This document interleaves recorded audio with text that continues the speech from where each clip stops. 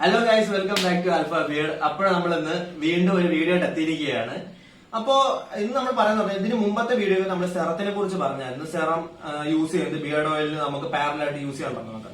അപ്പോഴ് അതെങ്ങനെ യൂസ് ചെയ്യാം, എങ്ങനെ നമുക്ക് പാരലായിട്ട് ബിയർഡ് ഓയിലിന് പകരം ഒരു സെറം യൂസ് ചെയ്യാന്നാണ് പറയുന്നത്. സെറം യൂസ് ചെയ്യുന്നത് ഒരുപാട് തെറ്റായിട്ടാണ് ഒരുപാട് പേര് യൂസ് ചെയ്യുന്നത്. കാരണം രാവിലെ എഴുന്നേൽക്കുക, ജസ്റ്റ് കയ്യിലടിച്ച് തേക്കുക, ഈ ഒരു സെറ്റപ്പാണ്. അപ്പോഴ് സെറം യൂസ് ചെയ്യുന്ന അത്ര പാടുള്ള കേസല്ല, പക്ഷെ അറിഞ്ഞൂടാത്തവർക്കുണ്ട്. രണ്ടു കണ്ടു ചോദിച്ചുകൊണ്ട് മാത്രം ഞാൻ ഈ ഒരു വീഡിയോ ആയിട്ട് ചെയ്യുകയാണ്. സിമ്പിൾ ആണ്, ഞാൻ ചോദിച്ച് നീട്ടുന്നില്ല. അപ്പൊ നമുക്ക് സംഭവത്തെ നോക്കാം.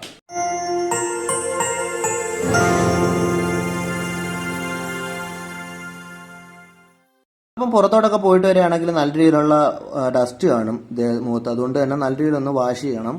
വാഷ് ചെയ്യുന്ന പറയുമ്പോഴത്തേക്കും നമുക്ക് നല്ല പോലെ വെള്ളം മാത്രം യൂസ് ചെയ്യുന്നത്. സാധാ കോൾഡ് വാട്ടർ മാത്രമാണ് ഈ യൂസ് ചെയ്യുന്നത്, വേറെ ഒന്നും യൂസ് ചെയ്യുന്നില്ല.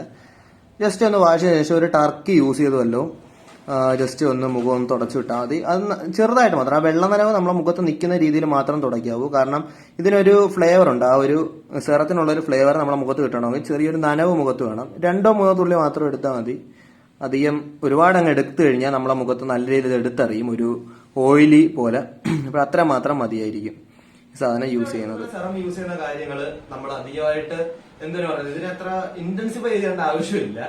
അപ്പോ ഇത് യൂസ് ചെയ്യുമ്പോഴത്തേക്ക് ഞാൻ പറഞ്ഞു, രാവിലെ ജസ്റ്റ് നമ്മൾ തേക്കുന്നതിന്റെ ആവശ്യമില്ല. നമ്മള് ജസ്റ്റ് ഒന്ന് കുളിച്ചിട്ട് വരിക, ജസ്റ്റ് ഒന്ന് ടർക്കിട്ട് തുടയ്ക്കുക, തേക്കുക.